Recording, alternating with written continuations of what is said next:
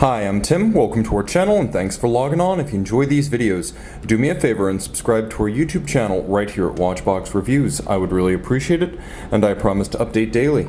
If you love this watch, you can see it and you can purchase it on our website, thewatchbox.com.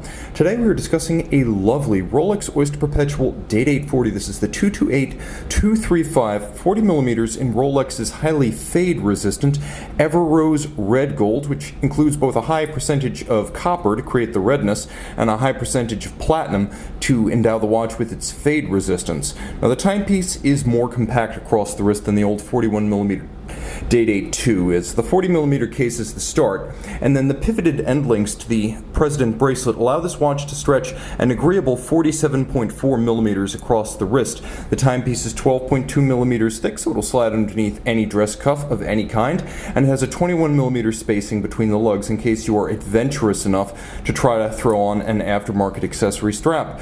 The timepiece is gloriously constructed, and one of the standout features of the Day-Date 40 is the use of ceramic-coated pins inside the President bracelet. So you actually have ceramic-coated pins inside the bracelet.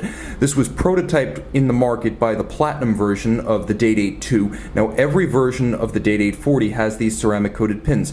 They reduce, if not eliminate, the phenomenon of Rolex bracelet stretch, which was always ever caused by the erosion of the pins inside the links, not by the stretching of the links or the pins. Handsomely made, you can see that now with all solid links, the President bracelet is effectively as robust as the Oyster, and it's as comfortable as the Jubilee, giving it the best of both worlds. Contrasting finish with polish on the sides, satin finished flanks, and polished centers.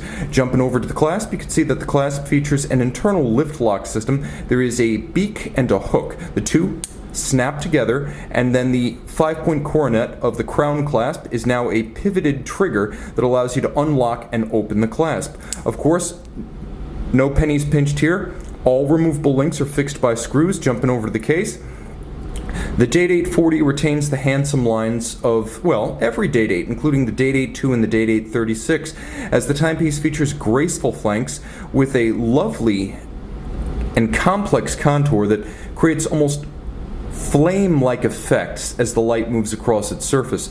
There is a sharp break between the lug hoods and the flank of the case, so it's not lacking for strong character lines. Then you can see how handsome is the integration of the end link with the case. The bezel glitters like a cut gem, and the dial features handsome and highly stylized red gold hands, red gold 5-point Rolex coronet, and red gold Roman numerals. The Roman numerals, for good measure, are polished and faceted so they glitter just like the bezel. There's a railroad minutes track outboard, and you can see that we have a matte white dial base, and then we have the day and the date complications with the Cyclops eye, and I find that Cyclops eye, especially with the white disc on the white dial, doesn't crowd the dial the way it does on smaller cases. The 40s and the 41s have always worn their Cyclops eyes well. So you have the double quickset functionality, so you can rapidly cycle and set the correct day and date. You also feature a stop seconds functionality by pulling the double dot twin lock crown out underneath that dial and secured by the twin lock crown. Rolex manufacturer caliber 3255, 31 joules, automatic winding, now with a 70-hour power reserve, courtesy of a few refinements over the old 3155. We have the Chronergy escapement, which is Rolex's answer to Omega's coaxial. It is a Swiss lever, but it's a very different type of Swiss lever, both in its architecture and its fabrication. Along with a larger mainspring in a thinned out mainspring barrel, you get the 70-hour power reserve. The watch features the stop second and the double quickset. It features sports watch style, a full balance bridge with a free sprung index, and it is a COSC Swiss chronometer that is tested by the COSC and then cased up by Rolex and tested to no worse than -2 + 2 seconds per day. That is the Rolex superlative chronometer standard.